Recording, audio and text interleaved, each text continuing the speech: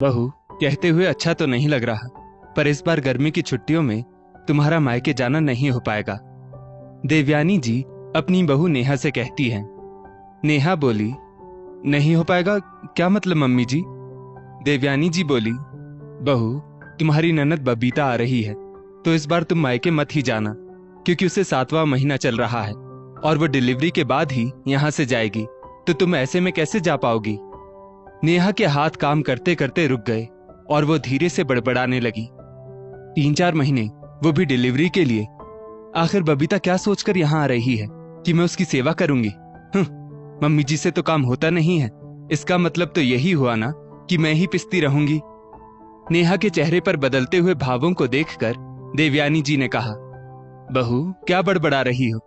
देखो बहू, मैं जानती हूँ कि तुम्हारा बबीता की तरफ से मन खट्टा है, लेकिन बहू, वो इस घर की बेटी है, इस बात से भी इनकार नहीं किया जा सकता। तो ऐसे में वो यहाँ नहीं आएगी तो कहाँ जाएगी? नेहा कुछ कहती, तभी उसकी बेटी मोनी के रोने की आवाज आई और वो उसे संभालने के लिए अपने कमरे में चली गई। तभी कमरे में मौजूद उसके पति मुकेश ने कहा, अरे तुम आ गई? मुझे लगा कि मोनी कमरे में अकेली है, इसलिए मैं फटाफट नहाकर निकला हूँ। नेहा ने कोई जवाब नहीं दिया। उसे इस तरह चुप देखकर मुकेश बोला, क्या हुआ नेहा, तुम इतनी चुप चुप क्यों हो? नेहा बोली, आपने मुझे बताया क्यों नहीं कि बबीता आ रही है? मुकेश बोला, हाँ, कल मम्मी कह तो रही थी कि बबीता का 7वां महीना चल रहा है, इसलिए वो डिलीवरी के लिए यहाँ आएगी। नेहा बोली, आपको लगता है मैं उनका ध्यान रख पाऊंगी? बुरा मत मानिएगा, पर मुझसे उनकी सेवा नहीं हो पाएगी, और इसकी वजह आप भी जानते हैं। मेरे मन में उनके लिए जरा भी स्नेह नहीं बचा है, तो कैसे कर पाऊंगी मैं ये सब? मुकेश बोला, हाँ मैं जानता हूं ये सब करना तुम्हारे लिए भी मुश्किल होगा, और मैं भी तुमसे इतना बड़ा दिल रखने की उम्मीद नहीं करता हूं। इसीलिए मम्मी को मैंने कह दिया है कि एक मेड लगा ले। आखिर जैसी भी है, बहन है मेरी, तो मेरी मजबूरी भी तुम समझ सकती हो। उसे आने से मना तो नहीं कर सकता ना। आखिर मम्मी का दिल दुखाने से क्या फायदा? जो कुछ भी तुम्हारे और बबीता के बीच में हुआ था, उसमें उनकी तो कुछ गलती नहीं है। नेहा बोली, मैं उनको यहाँ आने से मना नहीं कर रही हूँ, पर याद रहे, मैं उनका कोई भी काम नहीं करूंगी। आप समझ सकते हैं, मुझसे ये होगा भी नहीं, और कल को भगवान ना करे अगर कुछ गलत हुआ तो वो इसका इल्जाम मुझ पर लगाने में एक बार नहीं सोचेंगी। ये बात भी आप जानते हैं। मुकेश बोला, मैं समझ सकता हूँ नेहा, पर तुम परेशान मत हो। तुम बस मोनी और घर संभाल लेना, उसे मम्मी और मेड संभाल लेंगी, फिर तो कोई दिक्कत नहीं होगी ना। मुकेश ने बात को वहीं खत्म कर दिया। नेहा को अपने पुराने दिन याद आ गए। बबीता शुरू से ही एक घमंडी ननद रही थी। वो ना ही खुद कोई मदद करती थी और ना ही देवयानी जी को अपनी भाभी नेहा की कोई मदद करने देती थी। बबीता हमेशा कहती कि घर का काम बहू का होता है, बहू बनकर आई है तो वही करेगी सारा काम। मुकेश और देवयानी जी उसे समझाते, पर वो उनसे भी लड़ पड़ती थी। समय बीता। जब नेहा प्रेग्नेंट हुई, तब भी बबीता ने उसे परेशान करने में कोई कसर नहीं छोड़ी थी। मुकेश नेहा के लिए कुछ भी खाने पीने की चीज लेकर आता तो बबीता उस पर अपना हक पहले जताती।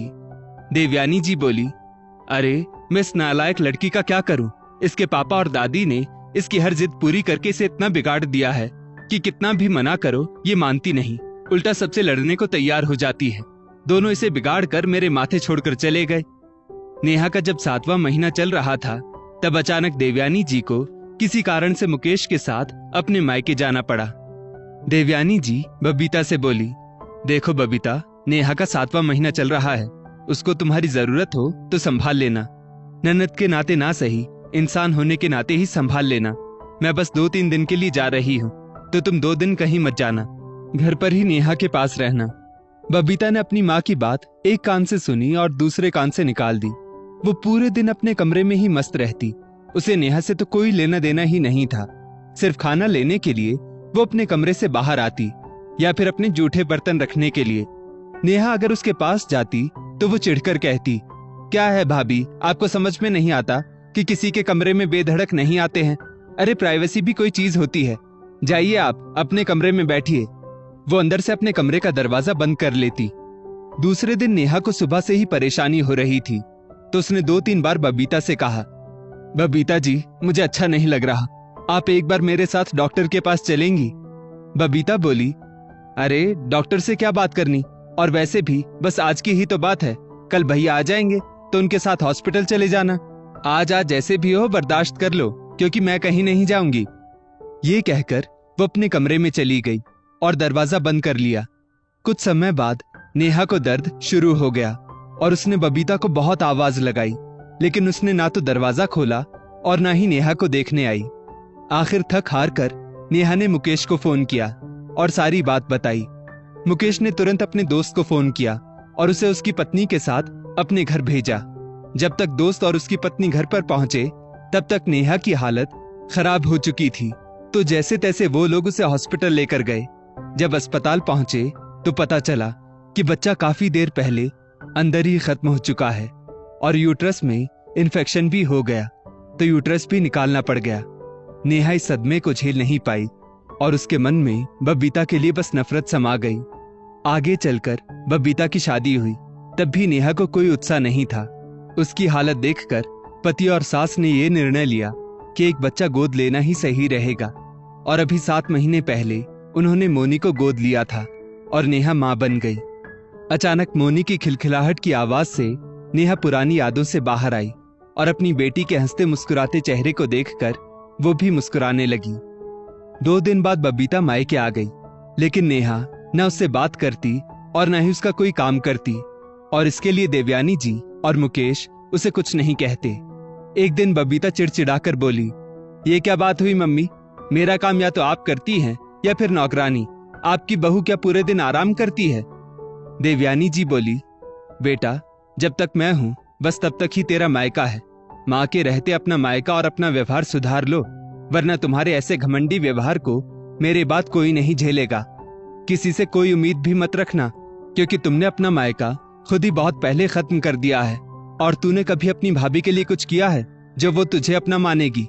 अरे उल्टा तुमने तो जो था वो सब भी बिगाड़ दिया है, तो जो जैसे चल रहा है उतने में खुश रहो। बबीता कुछ कह नहीं पाई, कहती भी कैसे, आखिर जो उसने बोया वही तो उसे मिल रहा है। सच कहा है किसी ने, अगर बबूल का पेड़ बोएंगे तो आम कैसे होगा। वो समझ गई कि उसकी मम्मी के बाद उसे कोई झेलने वाला नहीं, पर उसको घमंड इतना था कि उसने कभी भी इसके लिए भैया भाभी से माफी नहीं मांगी। बबीता की डिलीवरी हो गई। 2 महीने बाद वो अपने बच्चे को लेकर वापस अपने ससुराल चली गई। उसके जाने के बाद नेहा अपनी सास का माँ जैसा ख्याल रखती थी, और देवयानी जी के गुजर जाने के बाद नेहा ने बबीता से सारे रिश्ते खत्म कर दिए, क्योंकि कुछ दर्द कभी भुलाए नहीं जा सकते। दोस्तों, इस स्टोरी को लेकर आपकी क्या राय है, नीचे कमेंट करके जरूर बताइएगा, और ऐसी ही और भी बेहतरीन वीडियोस के लिए हमारा पेज जरूर फॉलो करें। धन्यवाद।